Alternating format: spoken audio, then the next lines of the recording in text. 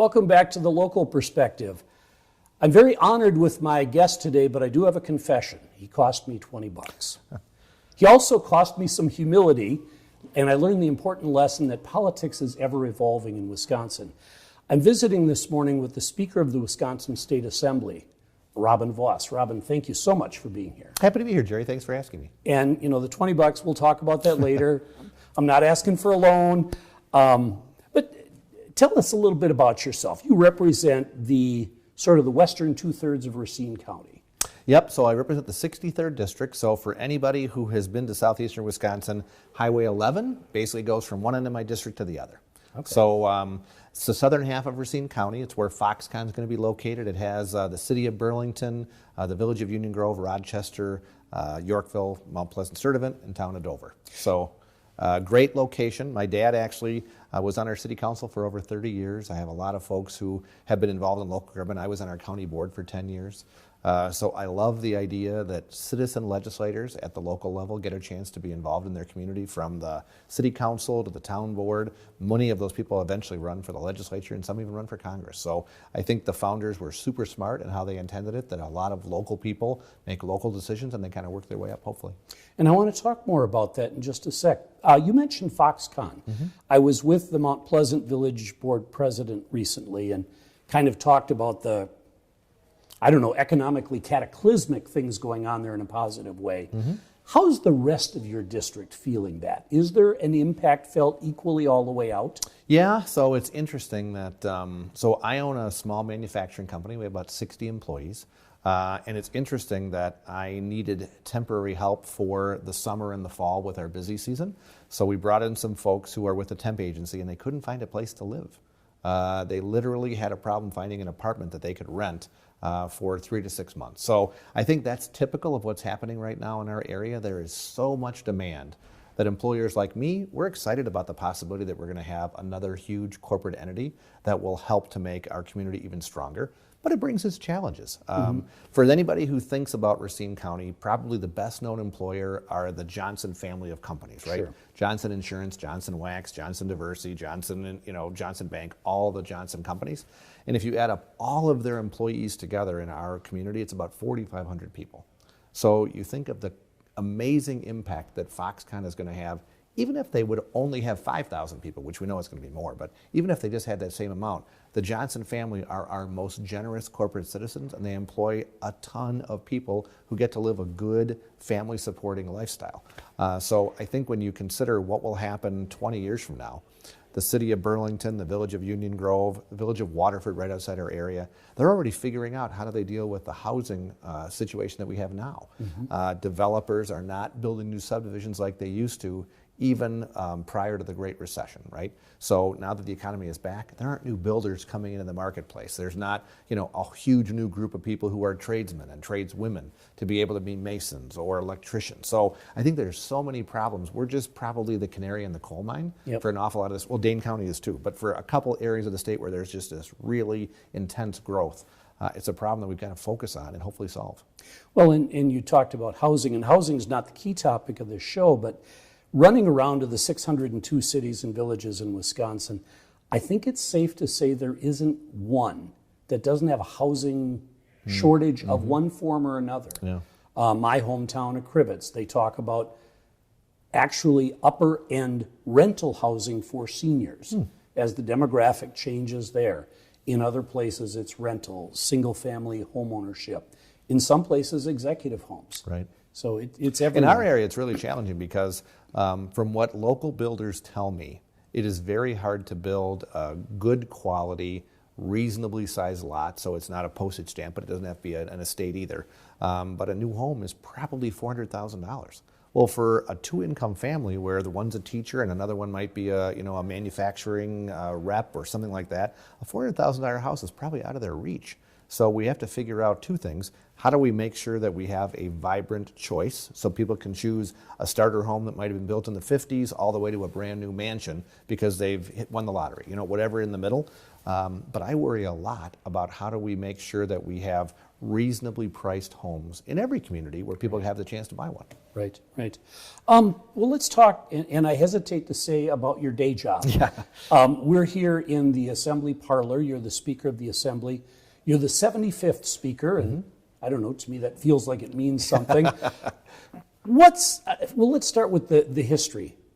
How has the Speaker's role changed in the 150 years Wisconsin's been around? Yep, so as you mentioned, Wisconsin became a state in 1848. We used to have a different structure. All right, so let's just talk about the modern era.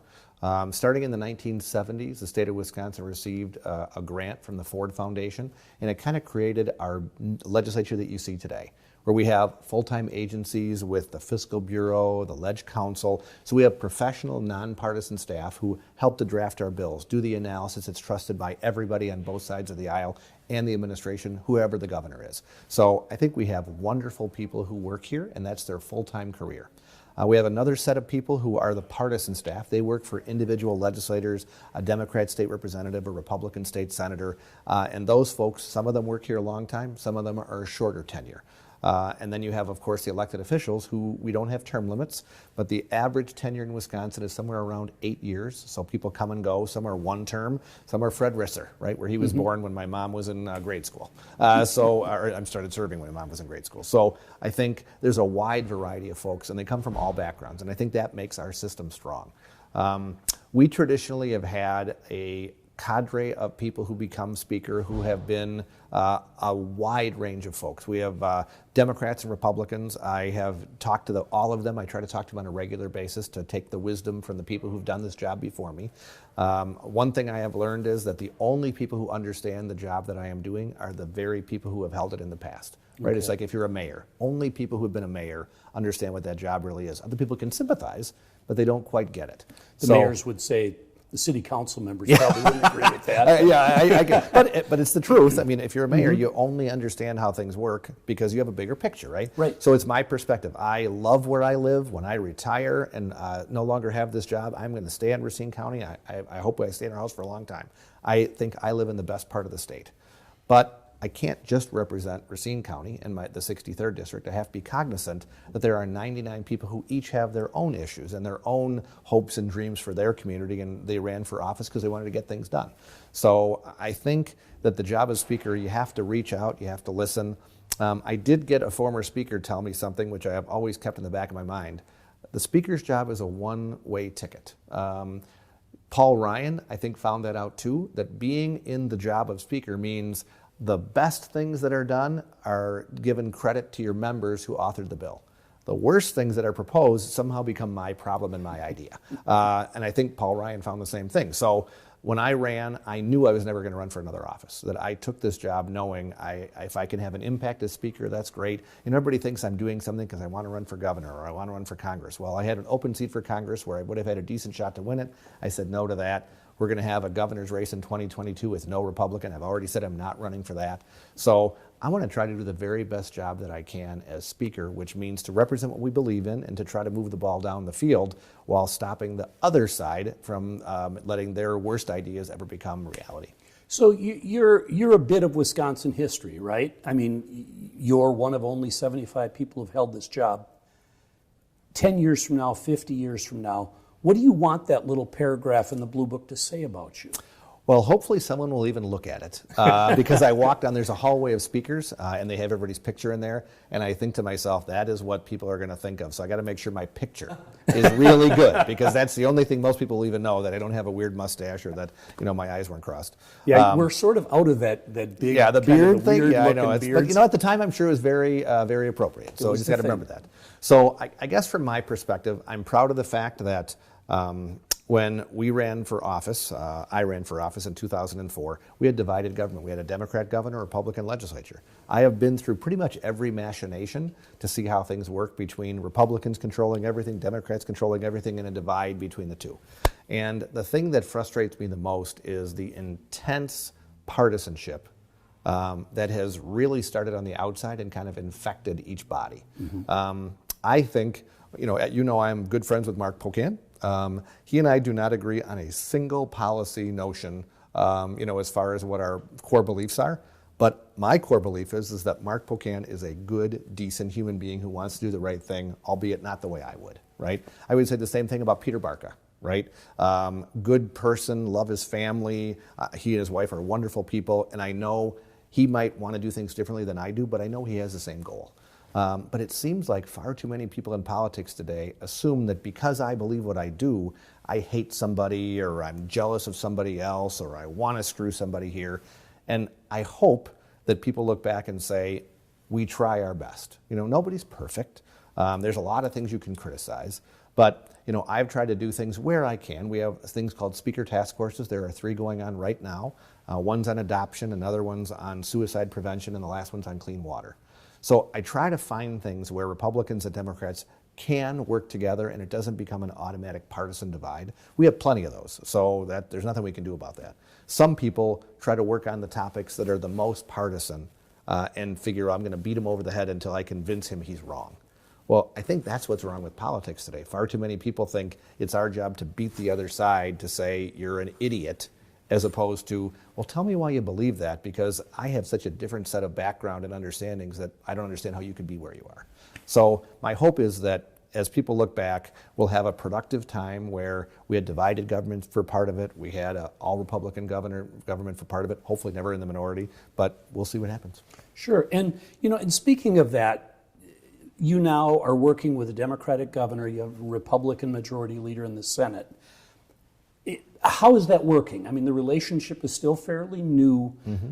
How would you describe it? Is it still evolving? Is it settled?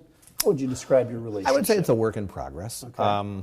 You know, it's interesting. I just was elected as the president of the National Conference of State Legislatures. Congratulations. Thank you. Yeah, it's the nation's and one of the world's. It's the nation's largest bipartisan organization, and we think it's the largest organization of elected officials that annually meets. It's about 7,000 people that get together, and there are people from every state, every political philosophy, but we all get together because we want to do the right thing. So I have talked to Democrat speakers who have a Republican governor. I have talked to the opposite, right?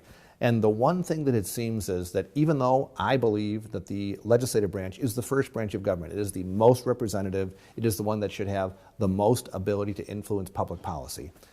Because we elect a unitary executive, right, a mayor, a county executive, a governor, they kind of set the tone, right? So the very fact that Governor Evers has kind of picked some topics which are more divisive to try to say, let's see if we can solve problems that don't necessarily lend themselves to bringing people together, like adoption, like water quality, like things where there isn't a partisan divide. I think it's made it difficult. So even this last week, rather than saying, how about if we sit down and figure out what an answer to violence in Wisconsin would be, it was, I already have the answer. I'm just going to go and campaign to tell people why they should adopt my idea. He has every right to do that, but it doesn't build a relationship when you think that's the way that you're going to try to win people over, is by kind of brute force or, you know, bludgeoning people with their beliefs. So I hope that over time he learns to be a little more collaborative, to maybe talk to us earlier in the process, as opposed to once he's already made his decision and then it's just kind of a knee-jerk reaction from everybody from that standpoint going forward. Okay. Speaking of violence, and obviously this has captured the attention of the mayors, the first responders, all of these municipal folks. I know that they're very concerned about this, and I think, like a lot of your members, they're scratching their heads going, but what is the answer? Will there be a dialogue on that, and how could they participate in it? Sure. And what are some of your thoughts on it? Well, I will say this, there is no magic wand, right? Because Right. if that's true, that would have already happened. I wish we could start, I hate the idea that in today's society, everybody has their own facts, right? That everybody kind of picks and chooses what they want. Gun violence is real, right? And it comes from a whole lot of reasons.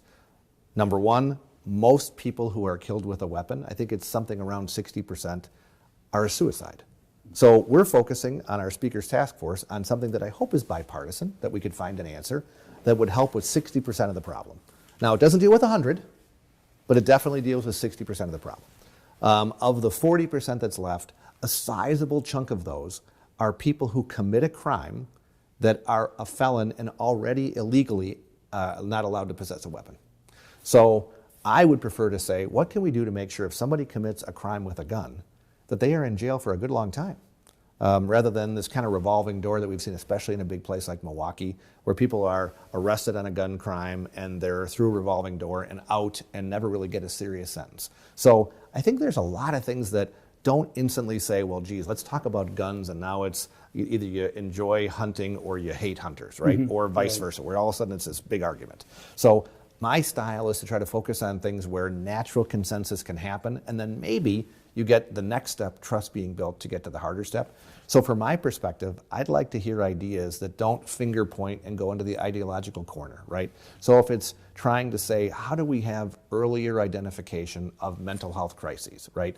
So I don't support the idea of a red flag law, which basically would say, I think you might commit a crime, so I'm going to, basically detain you because you could do something. I mean, our society is based on an action causes a reaction, not you could do something. But I certainly think we need to do a better job with having access to mental health. I mean, if you're a police officer and you see a family is constantly under mental strain, we have to have some way to be able to refer them for additional follow-up, additional counseling, additional efforts on the healthcare side. Because I really think a lot of these are mental health issues that are healthcare. They're not necessarily criminal justice. But that's the problem, that we never kind of take it to what could have an impact. We always want to, quote unquote, solve the problem. Well, I've learned in this job, you address issues because they're never solved. Sure. And that's where I'm hoping that we could have a partnership with a lot of local elected officials who say, okay, how do we make sure that we have better training for our police? That is probably something that we could work together on to say, I know you don't have unlimited resources, but boy, if we could make sure that every single officer or every single EMT or paramedic has extra training to deal with somebody who's having a mental health crisis, so they don't just think, Jerry's having a bad day. You actually understand that there's some kind of a mental health issue going on there that requires follow-up, not waiting for the next 911 call. So I hope there are things we could do more along those lines. Well, and I hope so as well. And I can tell you that those are some of the conversations that we're hearing from our local people. It's yes, there's a very passionate debate about guns in Wisconsin, but there's also this more rational, how do we deal with the incremental problem? How do we, I heard one police chief describing that they've become sort of the default first responder in mental health issues. And his comment was, I'm not sure we were ever prepared for that. Well, and unfortunately, the local jail, the local county jail especially, is kind of the first detention facility when somebody's having a healthcare episode many times. And that's not what should be happening, but we don't have enough beds, we don't have enough psychologists, we don't have enough people who can identify. So we've been working on that. We had a speakers task force on mental health, one of the first ones that I did, and we increased the number of people who are getting their psychology degree. We increased the ability to get rid of the stigma, to say mental health is no different than cancer, right? They are both diseases that have to be treated. So I think we're making some progress, albeit slow, and not always as fast as we would hope for. Great. I want to take a breath here. I'm speaking with the Speaker of the Wisconsin State Assembly, Robin Vos, on the local perspective. This is a production, it's a team effort today. We're in the state capitol, and we've got the team from Fact TV, Fitchburg Area Community Television, and Sun Prairie's Media Center. And I want to thank the folks behind the camera for all your work. Thank you. I asked the governor this, and I've asked other guests this. I think I want to make it our calling card. What's your local perspective? How do you see local government fitting into the big picture? Yep. So 10 years on the Racine County Board. My dad ran for city council in 1982 when I was in high school, and he was on there, I think, for 30 years. He just recently retired, yep. So now he's still goes to the meetings, still has lots of opinions, because when you've been involved for that long, you have lots of things you're thinking about. But I feel like we live in such a special place because we have citizens who are willing to step up. So I always tell people I enjoyed my time on the county board probably the most of anything that I've done, because the people who were there, good-natured, you could disagree, and we had a bunch of us always went out for dinner afterward. So it was much more collegial, where it wasn't, factionalized, or it wasn't assuming the person's motives were negative. So I love the idea that local government is a place where things can happen. I think that we need more of that. I think that's why in general, not perfectly, but in general, I believe that local control is important. So from my perspective, I think we are lucky to have so many good public servants step up, and they make us proud every day. So local control, and there's always going to be a friction. I mean, the state legislature essentially shapes the box that local governments live in. Is there a rubric in your mind of when local control should apply and when state, call it uniformity, is a more appropriate response? Well, let's take an example, a couple easy examples that are people will understand. So, a garbage dump and a cell phone tower. Okay. Well, most municipalities do not have their own garbage dump anymore. They used to. In the city of Burlington, where I grew up, there was a local landfill that all the garbage from Burlington went to, right? There was one for the town, there was one for each village. Well, now they're more regional, right? Because we want to have a better use of land and making sure we can do it in an environmentally conscious way. Well, if a new landfill wants to be sited and it's in the city of Burlington, but it's going to serve an entire geographic region, if the city of Burlington imposes a bunch of requirements on it that make it almost impossible to operate because they don't want the dump there, they'd rather have it in the local village next door, that probably doesn't serve the public interest. We have to look and say, well, what's good for the entire region? What's good for the entire state? Same with sex offender citing, right? I mean, I have some concerns that we have this patchwork quilt of regulations which make it almost impossible to locate a returning sex offender in some municipalities. So the ones that don't have those rules become a dumping ground. So we probably should have more of a standard system. Cell phone towers. How many of us get frustrated because we drive through an area and the cell phone drops our calls every time? Well, if the local regulation says we don't want cell phone towers here because they're unsightly or they've got to have some huge complex process to get a cell phone tower put up, well, that doesn't serve the people who are driving through the local municipality who want to utilize a public utility. So those are more of the things where there is a bigger impact, a regional impact, a traveler impact, that I would say we have to have more uniformity. Land use in general, I think, should be a local decision as long as the decisions are based in fact and reality and not fear and mismanagement. Okay. Well, then how would you say the state-local partnership, we call it, is it in good shape? Is it in tatters? Is it somewhere in between? I would say on a regular grading scale, I'd say it's a B+. Okay. Right? I mean, so I think in general it's pretty good. I think the challenge that we have is trying to figure out what's the appropriate level of services done by whom. We just passed a new funding proposal for local roads, which is thank you very much. I know it's great. I mean, we've been Assembly Republicans have been fighting for it for a long time, and I am glad that we were able to find an answer. It might not be perfect, but it's an answer, right? It's a good answer. So that's an example where how much of the responsibility for local roads should be paid for by the state, right? I mean, some would say a local road should be 100% paid for by a local person. But then again, you look and say, well, I drive on those local roads and I don't live in every village that I drive on. So there's a reasonable balance. But I think that's the tension, knowing that, you know, there are certain drivers in our budget that just consume almost all the new revenue that we have. One of those is Medicaid, Badger Care. It takes a lot of money. And so it allows less for local aids to governments and things that we also consider a priority. So that's why I give us a B instead of an A, because we haven't done as good a job even keeping with the cost of inflation for local governments. But that's not because we don't care, it's because we have other priorities that just are a little higher on the scale. So I think that we can always do a better job. But in general, I'm proud of the work that our local folks do. I think they do an exceptional job in challenging times.